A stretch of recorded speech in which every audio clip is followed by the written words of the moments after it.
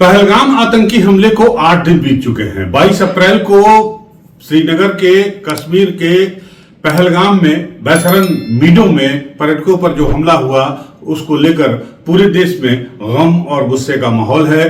लोग उम्मीद भरी नजरों से मोदी सरकार, भारत सरकार की तरफ देख रहे हैं कि आखिर सरकार इस हमले का जवाब कब और किस तरह से देगी। क्या मोदी सरकार पानी कब रोकने जा रही है, मोदी सरकार हमला कब करने जा रही है, मोदी सरकार पाकिस्तान को सबक कब सिखाने जा रही है। नमस्कार दोस्तों, मैं हूं अनूप श्रीवास्तव और आप देख रहे हैं मेरा चैनल। दोस्तों, इस वीडियो में हम बात करेंगे पहलगाम को लेकर चल रहे पूरे देश में गम और गुस्से के माहौल के बारे में। इस वीडियो में हम बात करेंगे कि पहलगाम आतंकवादी हमले पर अब किस तरह से बीजेपी और कांग्रेस के बीच में जो है वो राजनीति शुरू हो गई है, और साथ ही साथ लोगों की जो उम्मीदें हैं मोदी सरकार से, भारत सरकार से, कि इस कायराना हरकत का बदला कब लिया जाएगा। इस वीडियो में इसी बारे में बात करेंगे। आप बने रहिएगा हमारे साथ इस वीडियो के अंत तक। तो दोस्तों, सबसे पहले तो बात कर लेते हैं, आज एक नया डेवलपमेंट हुआ है जिसमें एक्स पर यानी पूर्व में ट्विटर के ऊपर कांग्रेस के हैंडल से एक पोस्ट किया गया है जिसमें एक कुर्ता पजामा पहने एक व्यक्ति की तस्वीर है, किसी पॉलिटिकल व्यक्ति की तस्वीर है, और उसका सर जो है वो गायब है, सिर्फ यहां तक है, और उसमें लिखा है कि जिम्मेदारी से गायब। गायब शब्द को जोड़ा गया है गर्दन वाले हिस्से से। अब इसको लेकर बवाला मचा हुआ है। इसको लेकर बीजेपी ने आरोप लगाया है कांग्रेस के ऊपर कि कांग्रेस पाकिस्तान की भाषा बोल रही है, और इस पोस्ट के जरिए उसने प्रधानमंत्री नरेंद्र मोदी पर निशाना साधा है। इसको लेकर तमाम प्रेस कॉन्फ्रेंस भी हो रहे हैं, इसको लेकर तमाम बीजेपी के नेताओं के बयान भी आ गए हैं, और उसमें गौरव भाटिया ने कहा कि कांग्रेस का ये पोस्ट जो है एक तरह से पाकिस्तान समर्थक पोस्ट है, और पाकिस्तान की भाषा कांग्रेस के नेता बोल रहे हैं। कमोबेश यही बात जो है दूसरे नेताओं ने, चाहे वो बीजेपी के रविशंकर प्रसाद हो या शाहनवाज हुसैन हो या फिर अनुराग ठाकुर हो, और सबका यही कहना है कि संकट की इस घड़ी में कांग्रेस ने इस तरह का पोस्ट करके, एक्स पर पोस्ट करके आपस में हमारी जो एकता है उसको कमजोर करने की कोशिश की है।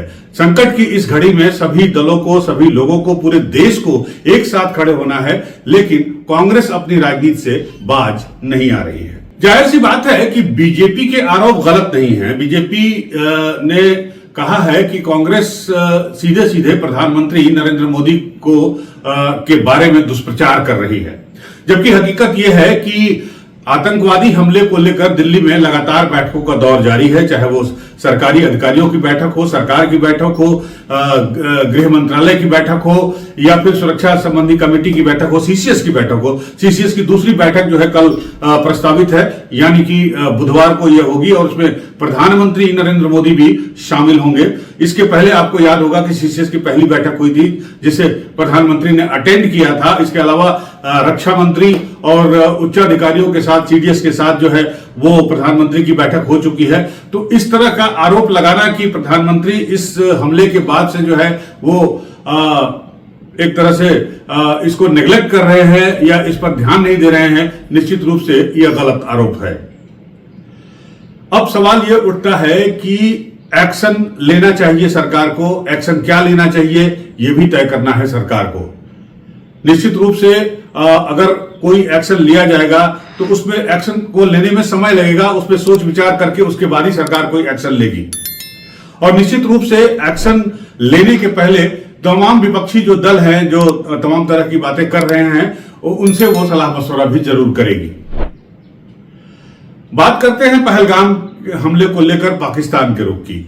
पाकिस्तान में खलबली मची हुई है। भारत के सख्त रुख को देखते हुए पाकिस्तान में खलबली मची हुई है।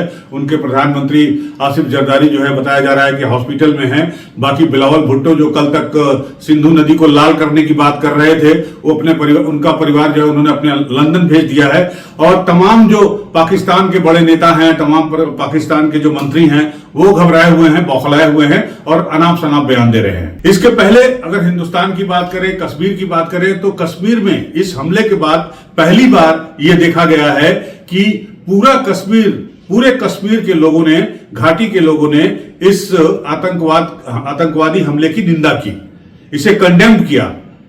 वहां जुलूस निकाले, प्रदर्शन किया, मस्जिदों से ऐलान किया गया और इसको कंडेम किया गया।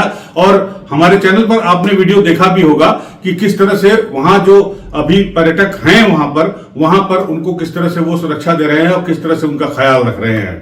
तो निश्चित रूप से इस हमले की वजह से, इस हमले के बाद से पूरे देश में एक एकता की लहर भी देखी जा रही है।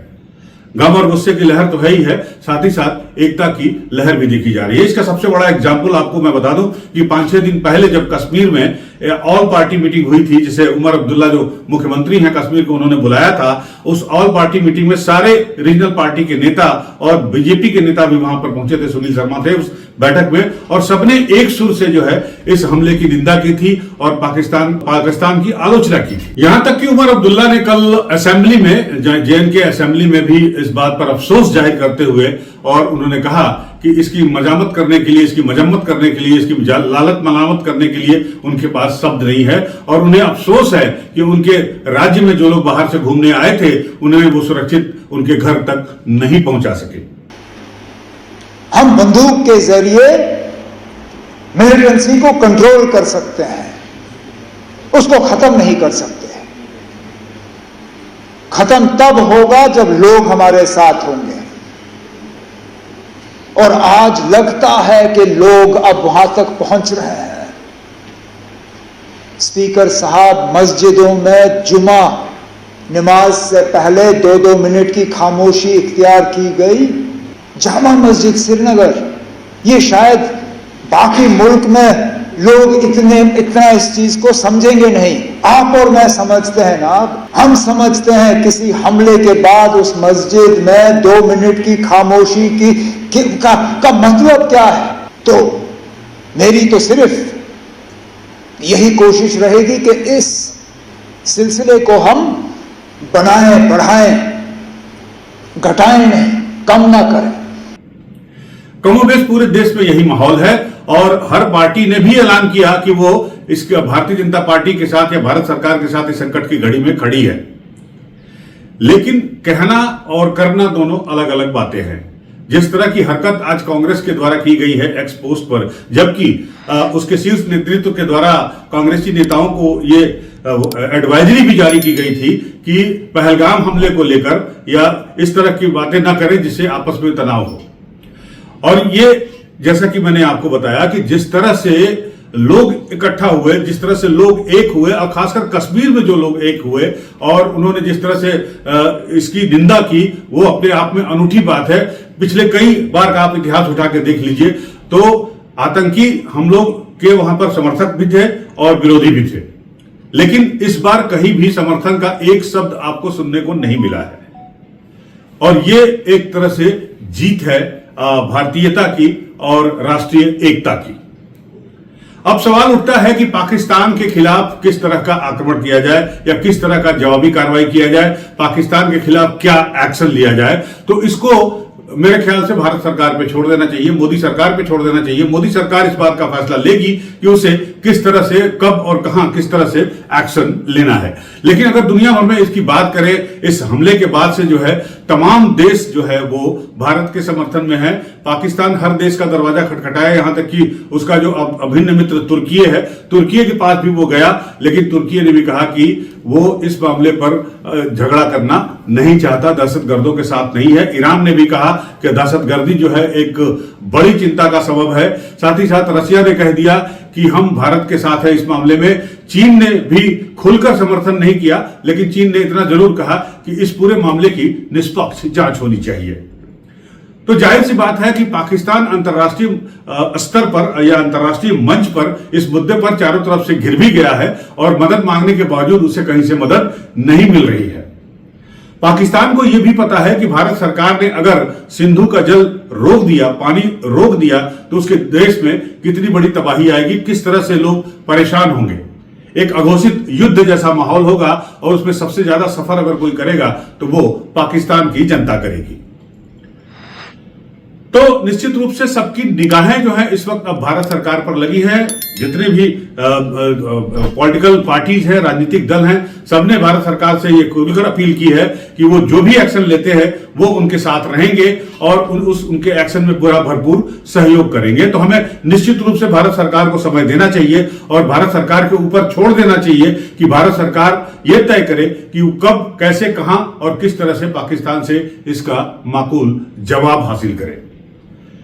तो सिचुएशन जो है डे बाय डे टेंस हो रही है, लेकिन भारत सरकार का अगला क्या कदम होगा इस पर नजर बनी रहेगी और आप भी हमारे साथ बने रहिए। अगर आपको ये वीडियो अच्छा लगा हो तो हमारे चैनल को लाइक करिए, सब्सक्राइब करिए। मिलते हैं आपसे अगले वीडियो में, तब तक के लिए नमस्कार, जय हिंद।